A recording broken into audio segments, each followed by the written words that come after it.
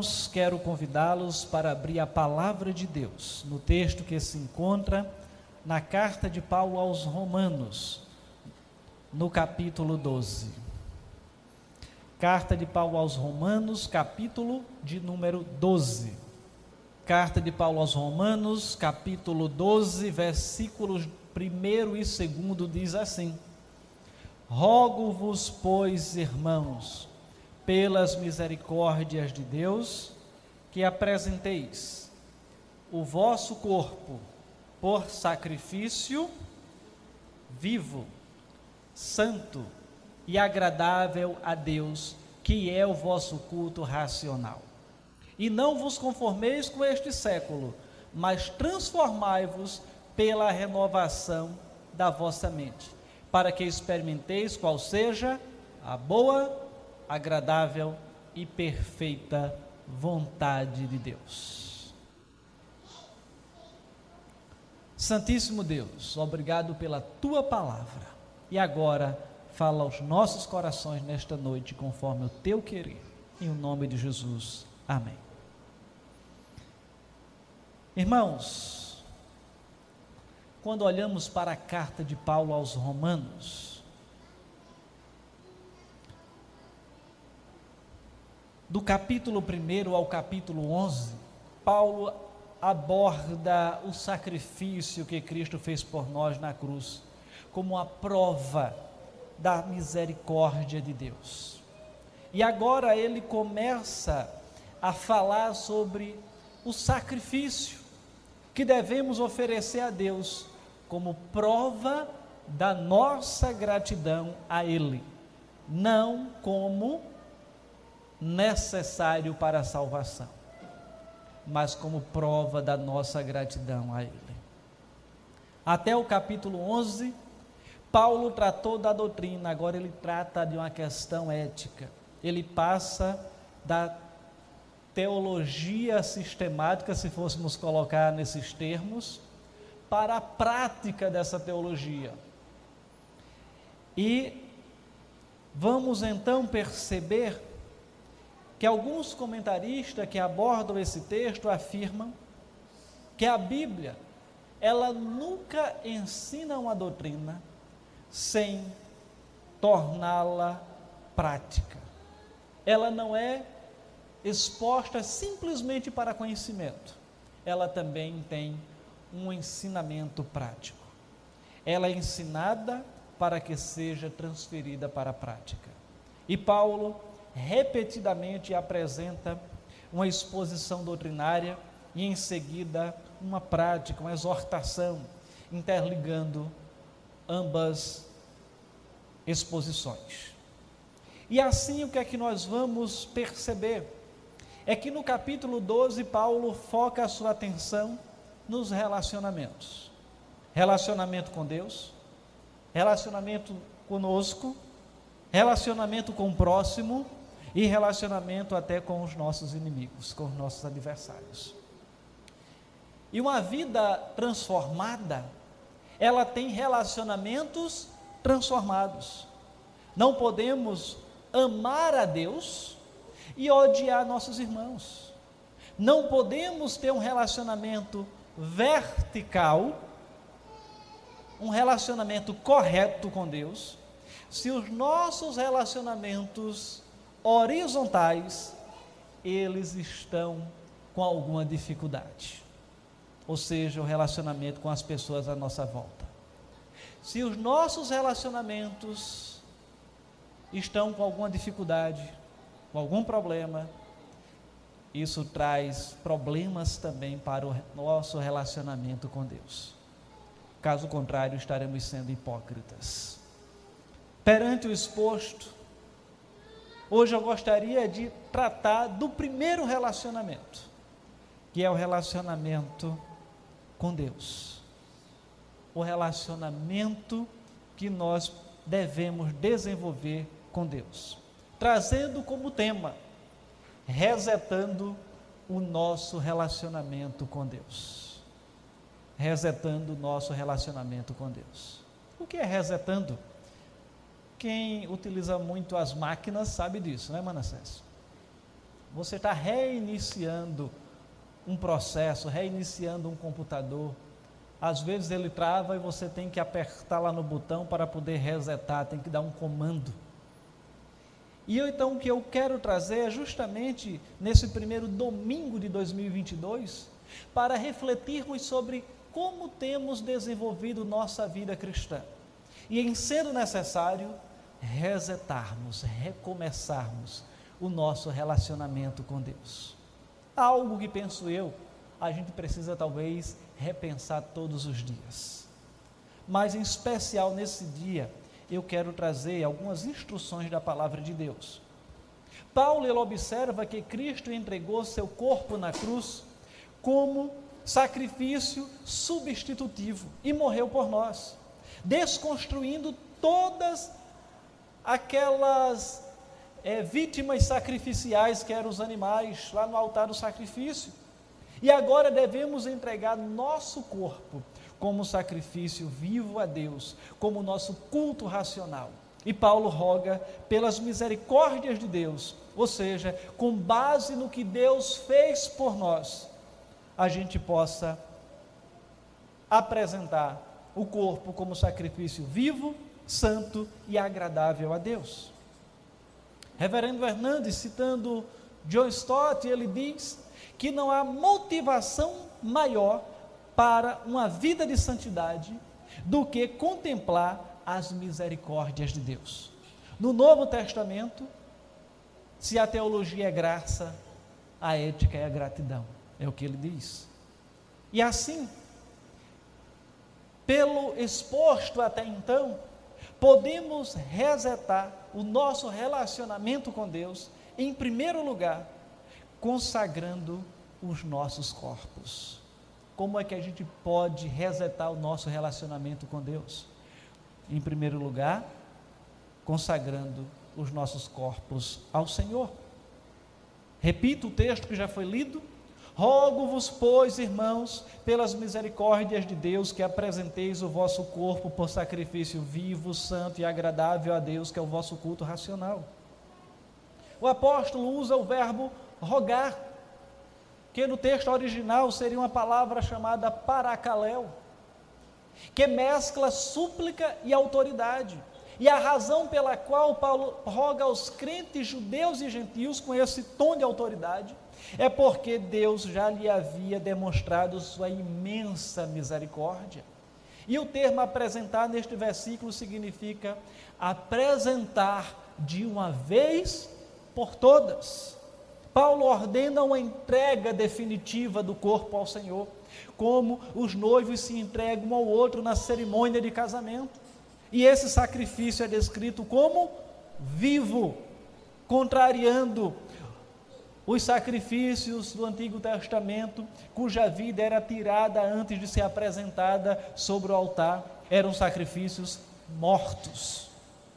E como santo, isto é, consagrado, separado e reservado para o serviço de Deus, e agradável a Deus, tem que ser como um aroma agradável a Deus, como lá tinha os sacrifícios sendo oferecidos, e ali a fumaça chegava às narinas do Senhor, numa antropomorfia, ou seja, dando forma humana a Deus, mas sabemos que Deus é Espírito, de maneira que é algo que agrada a Deus. Eram sacrifícios oriundos de animais mortos, mas agora a gente oferece um sacrifício vivo com o nosso corpo.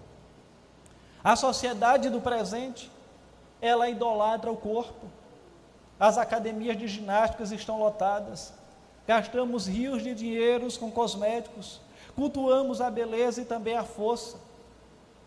Isso não quer dizer que não devemos cuidar do nosso corpo. Sim, cuidar é uma coisa, cultuar é outra. Devemos cultuar somente a Deus. A palavra de Deus, entretanto, nos ensina a cultuarmos a Deus por meio do nosso corpo. Se vamos cuidar do nosso corpo, é cuidar para que de maneira honre ao Senhor, porque Ele é santuário do Espírito Santo, porque Ele habita no nosso corpo. Assim, agora devemos oferecer nosso corpo como um sacrifício vivo, santo e agradável a Deus, não oferecemos mais um cordeiro morto no altar, um animal morto ali no altar, mas sim o nosso corpo. Nosso corpo, ele não é um túmulo como pensavam alguns filósofos gregos. Ele é o templo do Espírito Santo, a morada do Deus Altíssimo. Ele foi comprado por um preço impagável e devemos então glorificar a Deus com aquilo que nós temos. O próprio Deus, ele não se esquivou em Cristo Jesus de habitar o corpo humano. Nosso corpo será então, em determinado dia, semelhante ao de Cristo, ressuscitado e glorificado. É um corpo transformado, é um corpo semelhante ao de Cristo. Então imagine que ele vai atravessar paredes. Quando Cristo se apresentou ali no meio dos discípulos, é um corpo não mais sujeito ao pecado, é um corpo não mais sujeito à doença, não mais sujeito à morte. Então é algo assim que a gente às vezes não consegue dimensionar, mas esse é o corpo que está reservado para mim e para você. É o chamado corpo glorificado, semelhante ao de Cristo Jesus. Mas enquanto isso, estamos nesse corpo perecível, pecador, sujeito à doença, sujeito à morte, e é com esse corpo que nós somos convocados a glorificar o Senhor, enquanto não chega o dia dele ser transformado. Assim, o denominado culto racional, ou mesmo espiritual, que prestamos a Deus pela consagração do nosso corpo, não é prestado apenas aqui na igreja, mas em todos os lugares. É no nosso lar, é no nosso trabalho, é na rua, é onde estivermos. Portanto, o que Paulo então ele traz não é um culto limitado, restrito a uma hora, a um recinto, mas é um culto perene, é um culto permanente. E assim, irmãos, há então quem diga que nenhum culto é agradável a Deus quando ele é unicamente exterior, mas é necessário que esse culto ele venha do nosso interior. Glorificamos a Deus em nosso corpo quando contemplamos o que é santo, quando nossos ouvidos eles se deleitam no que é puro, em ouvir o que é puro.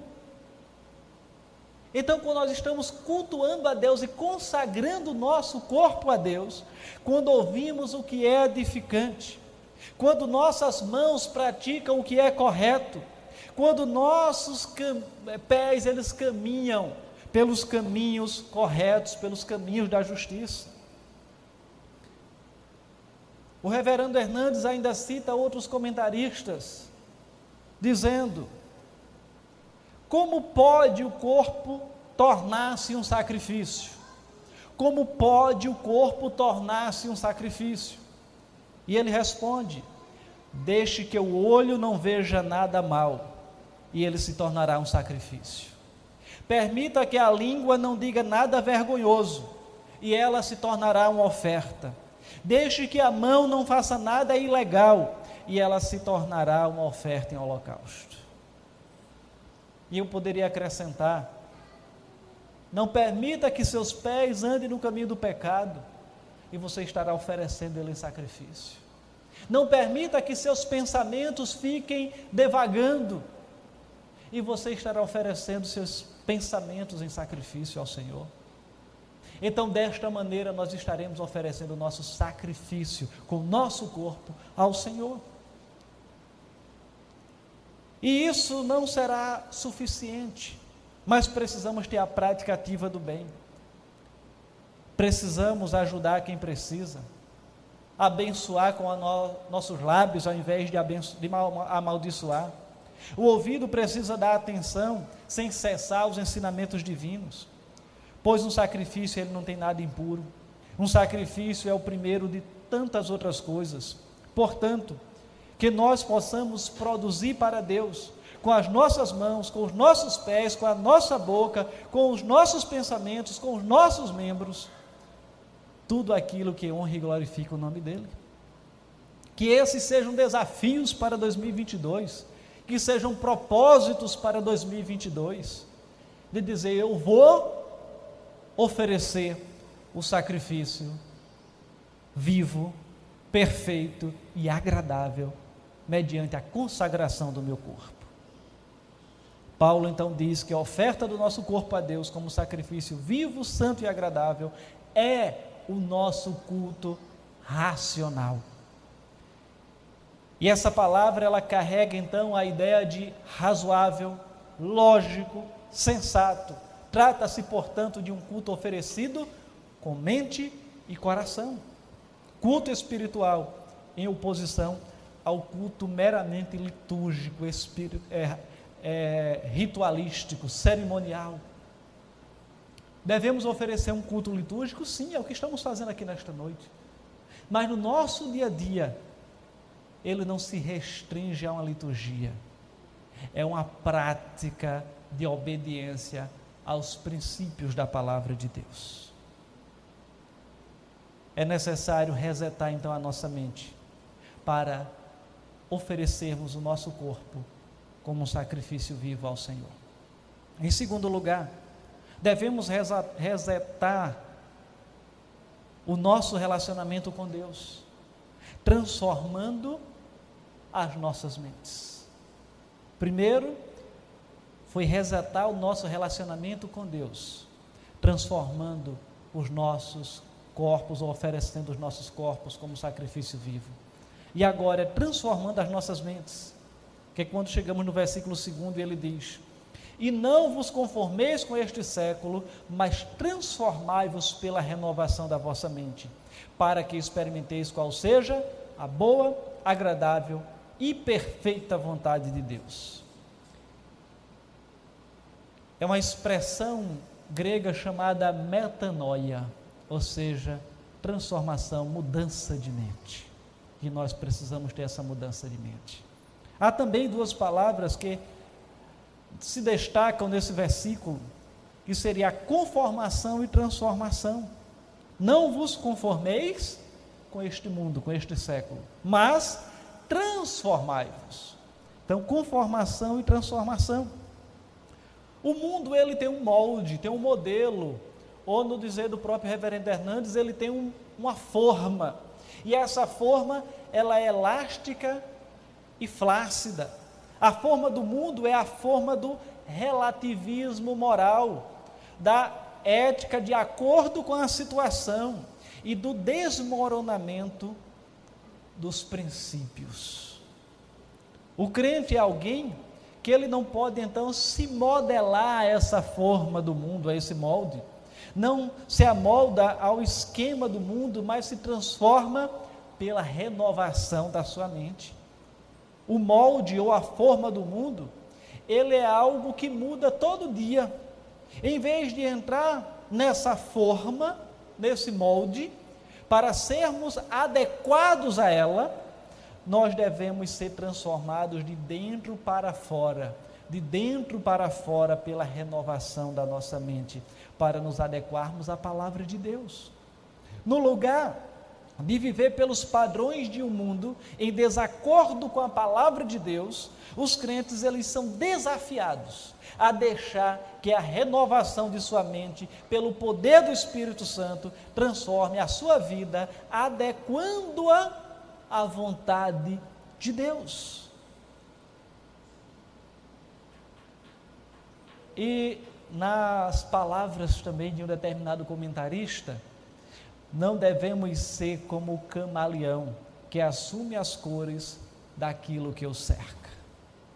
Ah não, eu estou com a turma aqui que pensa desse jeito, então vou pensar como eles. Ah, eu estou com a turma que age desse jeito, eu vou agir como eles. Ou seja, é se adequando com o que está à sua volta. Não, muitas vezes teremos que enfrentar dificuldades, desafios, mas adequar a nossa vida à palavra de Deus.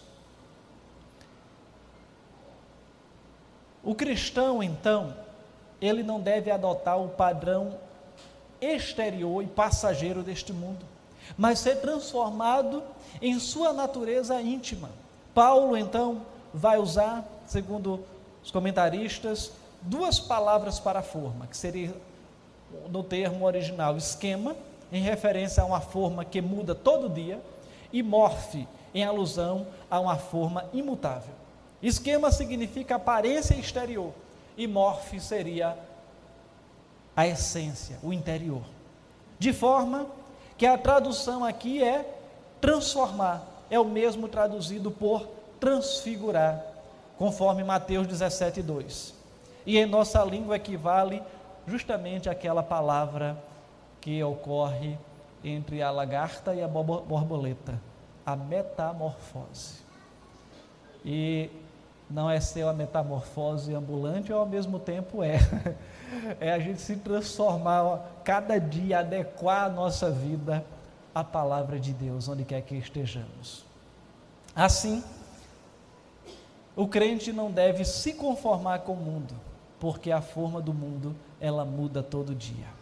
O errado ontem, às vezes é certo hoje. Aquilo que foi desprezado ontem, às vezes é aplaudido hoje.